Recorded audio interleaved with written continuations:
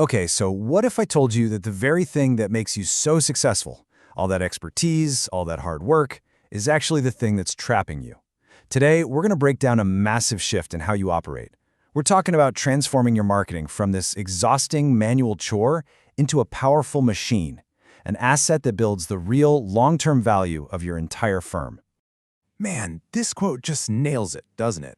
If your value is completely tied to you, personally showing up for every single call, you haven't built a scalable business. What you've really built is a high-paying, exhausting job on a treadmill that's leading straight to burnout. Let's make this personal for a second. You might be pulling in a massive GCI, living what looks like the absolute dream. But here's the thing. If that income depends 100% on your manual labor, day in and day out, that's not freedom. It's a golden cage. So let's really dig into this idea of the golden cage. It's built from something you probably think is your greatest asset, your market knowledge. But the way most brokers use that knowledge, it's actually a huge liability that's actively crushing the long-term value of their business. I mean, think about it. When you're on the phone and you're just repeating what CoStar or some other data provider is saying, what does that really make you? It makes you a commodity.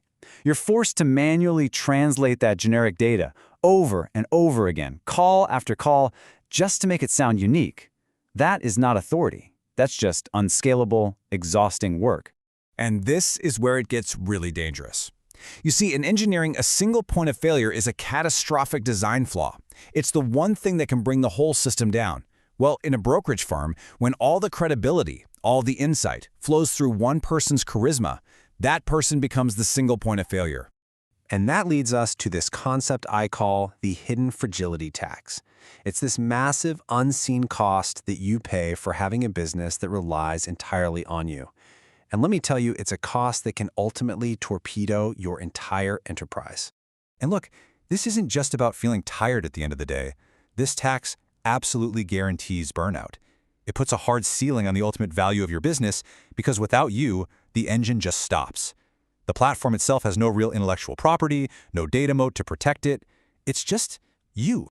So here's the bottom line. If your business can't generate authority, build trust, and pull in leads while you're on vacation for a month, then you are the single point of failure. I know that's a tough pill to swallow, but recognizing it is the absolute first step to building something that can actually last. Okay, enough with the doom and gloom. Let's talk about the solution, because there is a powerful one. It's time to pivot. It's time to stop being the engine and start building the engine. An insights engine that runs on systems, not your personal sweat and effort. This slide just lays it all out, right? The contrast is so clear. On the left, you've got that exhausting job we've been talking about. On the right, that's a real institutional platform. And what's the game changer? It's that insights engine, fueled by proprietary data that acts as a competitive moat, attracting the right clients and empowering your entire organization to get the job done. And this is the core strategy right here. You need to stop thinking like you're just a brokerage. You need to become a media house for your specific niche. When you start publishing data that nobody else has, I'm talking real, boots-on-the-ground insights, you command respect. Inquiries start coming to you, automatically. You stop hunting and you start attracting. It's a total game changer. So how do you actually do this? Right, it's not just a nice idea. We have a blueprint, a really simple 3-step plan to pull out and, frankly, weaponize the proprietary data your team already has sitting right under your nose. All right, let's break it down. Step 1, the off-market audit. You're going to find 3 specific insights your team knows that the big data guys can't see. Step 2, the headline creation. You'll turn those killer insights into compelling headlines for your signature report. And step 3, and this is absolutely the most important one, delegation. You assign the actual work of drafting, formatting, and distributing to your team. The leader provides the brain, the org chart provides the body. So what are we even talking about with proprietary data? Well, it's the information that's just living inside your team's weekly meetings and phone calls. It's knowing that the tenant at 123 Main Street is about to downsize before it ever hits the market. It's noticing a weird spike in 5,000 square foot leases. It's knowing that a certain property is quietly for sale. This is the gold that the generic data providers can never, ever find.